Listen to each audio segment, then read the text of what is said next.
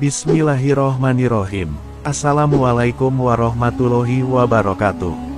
Sahabat beriman, apa kabar semuanya? Alhamdulillah kita semua bisa berjumpa lagi di channel ini. Doa dan harapan saya semoga saudaraku yang menyimak video ini selalu diberikan kesehatan jasmani dan rohani, dilapangkan rezekinya, diampuni dosanya, dan dipanjangkan umurnya. Amin ya Allah ya Robbal Alamin. Inilah 5 golongan orang yang ditolak istighfarnya oleh Allah Subhanahu wa Ta'ala. Salah satu tanda kasih sayang Allah kepada hambanya, yaitu dengan memberikan ampunan. Ketika seorang muslim mengakui kesalahannya, bahkan Allah sudah memudahkan cara untuk meminta ampun, dan salah satunya yaitu dengan beristighfar. Namun ternyata tidak setiap hamba yang beristighfar bisa dengan mudah menghapus dosa-dosanya, karena ada 5 golongan manusia yang ditolak istighfarnya oleh Allah. Dan untuk mengetahui lebih jelasnya, tonton terus video ini sampai selesai, agar kalian tidak salah paham. Namun sebelum kita lanjut, tekan dulu tombol subscribe, dan juga loncengnya, agar kalian tidak ketinggalan video-video terbaru dari channel ini.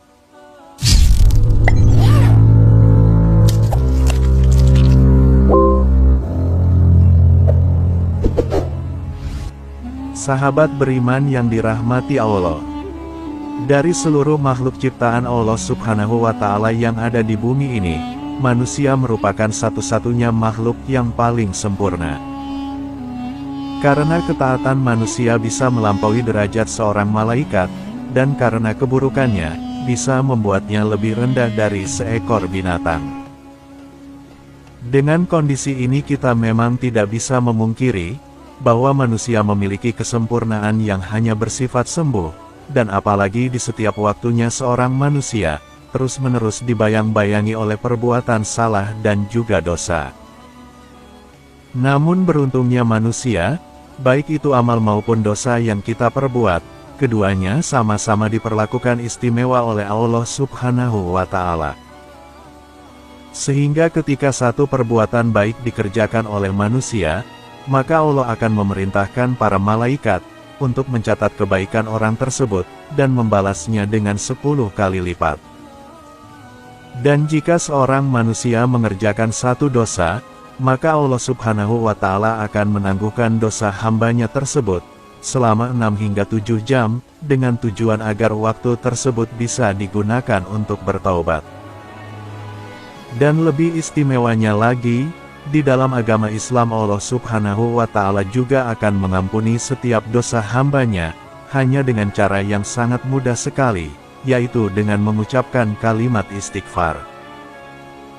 Dan cara tersebut sesuai dengan perintah Allah Subhanahu wa Ta'ala, yang sudah termaktub di dalam kitab suci Al-Quran. Yang artinya, dan beristighfarlah, atau mohon ampunlah kepada Allah Subhanahu wa Ta'ala. Sesungguhnya Allah Maha Pengampun lagi Maha Penyayang. Al-Quran Surat Al-Baqarah ayat 199. Di dalam ayat ini Allah Subhanahu wa Ta'ala menyampaikan bahwa Allah akan memaafkan sebesar apapun dosa yang telah diperbuat oleh seorang hamba, dan hal ini karena sifat Maha Pengampunnya Allah Subhanahu wa Ta'ala. Dan ketahuilah bahwa Allah Subhanahu wa Ta'ala lebih menyukai orang-orang yang mengakui kesalahannya, lalu kemudian mengucapkan istighfar, dibandingkan dengan orang-orang yang tidak pernah menyadari dosa-dosanya. Walaupun memang tidak bisa dipungkiri bahwa fitrah seorang manusia, yaitu tidak akan terlepas dari salah dan juga dosa, namun kewajiban seorang manusia sebagai seorang hamba, yaitu memohon ampunan atas dosa-dosa yang telah ia perbuat. Dan mengejutkannya lagi, bahwa ternyata dalam agama Islam, ada sekelompok manusia yang meski telah meminta ampun dengan cara beristighfar, namun ternyata istighfarnya ditolak oleh Allah Subhanahu wa Ta'ala. Golongan yang pertama, yang tidak diterima istighfarnya oleh Allah, yaitu manusia yang melakukan perselingkuhan serta perzinahan. Karena dengan perselingkuhan kerap kali berujung pada perbuatan zina, dan lebih parahnya lagi, hanya karena untuk memenuhi hasrat seksualnya, para pelaku ini rela menelantarkan anak istrinya, dan juga meninggalkan tanggung jawabnya sebagai seorang pasangan. Maka tak heran, sekalipun lisannya terus-menerus mengucapkan istighfar, dan ia tidak meninggalkan perselingkuhan tersebut, atau perbuatan yang diharamkan Allah tersebut, maka istighfarnya hanya terucap di lidahnya saja. Karena Rasulullah Shallallahu Alaihi Wasallam telah bersabda, jika seseorang berzina, maka imannya itu keluar dari dirinya, seakan-akan di atas kepalanya terdapat gumpalan awan, namun jika dia terlepas dari perbuatan zina, maka imannya itu akan kembali kepadanya. Hadits riwayat Imam Abu Daud. Kemudian kelompok yang kedua, yang pasti ditolak istighfarnya oleh Allah Subhanahu wa Ta'ala, yaitu seseorang yang memakan harta haram. Sebanyak-banyaknya pelaku zina, namun lebih bejat lagi seseorang yang suka memakan harta milik orang lain. Karena bagaimana tidak ditolak istighfarnya, sedangkan hartanya didapatkan dari cara haram, dan kemudian digunakan untuk membeli makanan, dan kemudian makanan itu akan masuk ke dalam tubuhnya, yang tentunya akan bercampur dengan darah, dan bahkan akan menjadi daging, yang kita gunakan jasad ini untuk beribadah kepada Allah Subhanahu wa Ta'ala. Maka wajar saja, jika kalimat istighfar yang diucapkan dari lisan orang-orang yang suka memakan harta haram, akan diabaikan oleh Allah Subhanahu wa Ta'ala. Bahkan telah dijelaskan dalam kitab Wasiatul Mustafa, bahwa Rasulullah Shallallahu Alaihi Wasallam, beliau pernah menasehati Sayyidina Ali bin Abi Thalib, dan Rasulullah berkata, "Wahai Ali, barang siapa yang senang membaca Al-Quran, namun ia tidak menghalalkan apa yang dihalalkan, dan ia tidak mengharamkan apa yang diharamkan, maka bagi orang-orang tersebut, termasuk ke dalam golongan manusia yang melemparkan Al-Quran, atau membangkang kepada Allah Subhanahu wa Ta'ala." Selain seorang pelaku zina dan juga pemakan harta yang haram, seseorang yang ditolak istighfarnya oleh Allah, yaitu sebagaimana yang telah dikatakan oleh Imam Nawawi rahimahullah, dan beliau menyebutkan, bahwa salah satu jenis manusia yang tidak akan diterima ucapan istighfarnya, yang ketiga, yaitu orang-orang yang fakir namun sombong.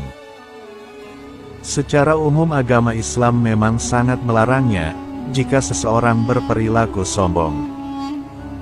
Seperti yang dijelaskan di dalam Al-Quran, Allah Subhanahu wa Ta'ala telah berfirman, "Dan janganlah kamu memalingkan wajahmu dari manusia karena keangkuhan, dan janganlah kamu berjalan di muka bumi dengan sombong. Sesungguhnya Allah tidak menyukai orang-orang yang sombong lagi membanggakan diri." Al-Quran Surat Luqman ayat 18. Oleh karena itu, apabila kesombongan itu ada pada seorang fakir miskin, entah itu sombong dalam hal harta atau ilmu, maka itu bisa lebih buruk dari kesombongan orang yang kaya.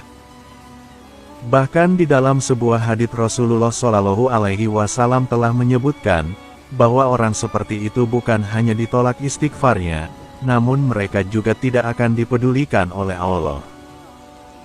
Sebagaimana Rasulullah Shallallahu Alaihi Wasallam telah bersabda, bahwa ada 3 golongan orang yang tidak akan diajak bicara oleh Allah Subhanahu wa Ta'ala pada hari kiamat nanti, yaitu seseorang yang sudah tua lalu ia berzina, orang yang miskin namun sombong, dan pemimpin yang suka menyebarkan kebohongan.